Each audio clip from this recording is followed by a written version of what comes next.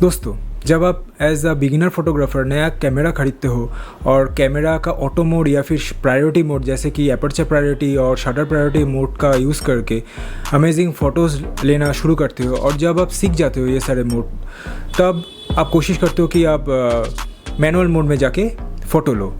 लेकिन जब आप मैनुअल मोड में जाके फ़ोटो लेना शुरू करते हो तब आप परेशान हो जाते हो, क्योंकि मैनुअल मोड में जाके आपको आईएसओ, शटर स्पीड और एपर्चर को कंट्रोल करना पड़ता है।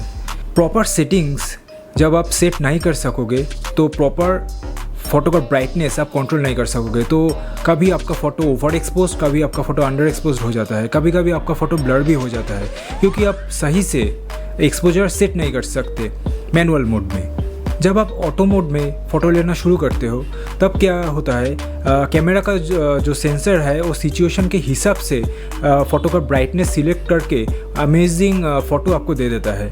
जब आप प्रायोरिटी मोड से फ़ोटो लेते हो जैसे कि एपर्चर प्रायोरिटी मोड, आप क्या करते हो, एपर्चर को सेट करते हो, कैमरा अपने हिसाब से सिचुएशन को देखकर उसका आईएसओ और शटर स्पीड को कंट्रोल करके आपको अच्छा सा एक फ़ोटो दे देता है। लेकिन जब आप मैनुअल मोड से फ़ोटो लेते हो तब क्या करते हो, आप खुद से कैमरा का जो शटर स्पीड, आईएसओ और एपर्चर ये कंट्रोल करते हो। आपके सामने जो सिचुएशन है उन सिचुएशन को देखकर आपको फ़ोटो लेना पड़ता है। तो कभी कभी क्या होता है, एज अ बिगिनर फोटोग्राफर ये प्रॉब्लम हो जाता है कि आप सही से इन 3 पैरामीटर को आप कंट्रोल नहीं कर सकते और एज अ रिज़ल्ट आपका जो फ़ोटो है वो डल हो जाता है। कभी कभी ओवर एक्सपोज, कभी कभी अंडर एक्सपोज और कभी कभी ब्लर हो जाता है। लेकिन जब आप ऑटो या प्रायोरिटी मोड से मैनुअल मोड में शिफ्ट करोगे तभी आप एक प्रोफेशनल फ़ोटोग्राफ़र कहलाओगे। तो आज की इस वीडियो में मैं आपको दिखाऊंगा कि कैसे मैनुअल मोड में जाके शटर स्पीड, आईएसओ और एपर्चर को कंट्रोल करते हैं सिचुएशन के हिसाब से। तो जानने के लिए पूरा वीडियो आप ज़रूर देखना और अगर आप नए हो मेरे चैनल में तो लाइक, सब्सक्राइब और शेयर ज़रूर करना और ऐसे सपोर्ट करना। चलो शुरू करते हैं।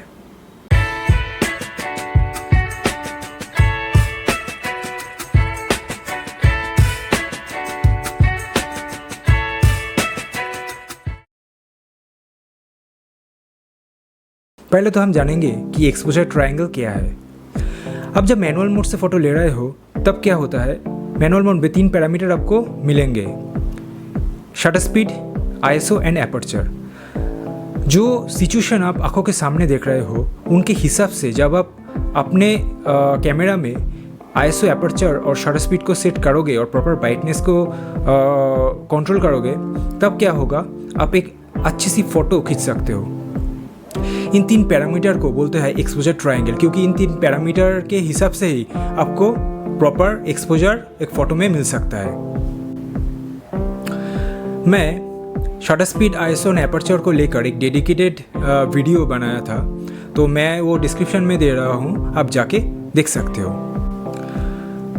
जब एक्सपोजर ट्रायंगल में किसी एक पैरामीटर को हम चेंज करते हैं तब क्या होता है, फ़ोटो का ब्राइटनेस चेंज हो जाता है। इसलिए एक्सपोजर ट्रायंगल में किसी एक पैरामीटर को चेंज करने के साथ साथ और 2 पैरामीटर से कोई एक पैरामीटर का चेंज होना ज़रूरी है। तो मैं यही बोलूँगा और सिखाऊंगा आपको कि ये कैसे करते हैं। दोस्तों, मैं आपके पास 2 फ़ोटो शो कर रहा हूँ। तो इन दोनों फ़ोटो में सिर्फ आईएसओ का डिफरेंस है, अब देख सकते हो। एपर्चर और शटर स्पीड सेम है लेकिन आईएसओ डिफरेंट है।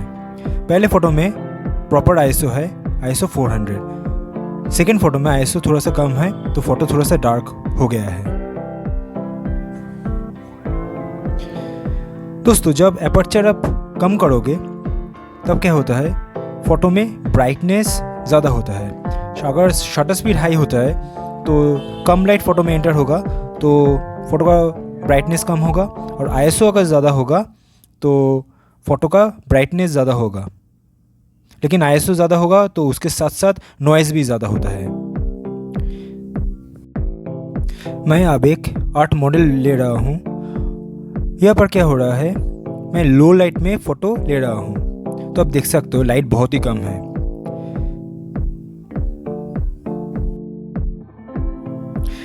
मैं शटर स्पीड 1/250 कर रहा हूँ, एंड एपर्चर मिनिमम रख रहा हूँ क्योंकि मैं चाहता हूँ कि बैकग्राउंड में एक बोके इफेक्ट आए। तो उसके हिसाब से ISO 4000 है, तो अब ISO को सेट करना पड़ेगा। कम या ज़्यादा करके आपको देखना पड़ेगा प्रॉपर ब्राइटनेस कौन सा ISO से आ रहा है।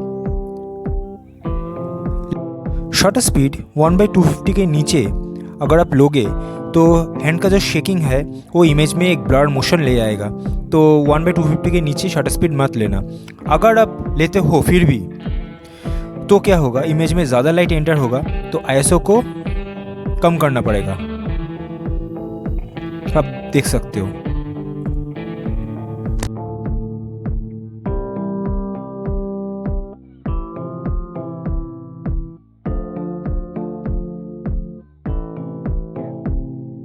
अब मैं एक्सट्रीम सनलाइट में फ़ोटो ले रहा हूँ। मैं नहीं जानता क्या सेटिंग करूँ, तो पहले मैं क्या करूँगा, मेरा मेन इंटेंशन है बैकग्राउंड में एक बोके इफेक्ट। तो एपर्चर जो मिनिमम है वो पहले सेट करो, उसके बाद क्या करो, ISO को मिनिमम रखो। अब उसके बाद शटर स्पीड को चेंज करो। शटर स्पीड अगर ज़्यादा होगा तो इमेज में कम लाइट एंटर होगा।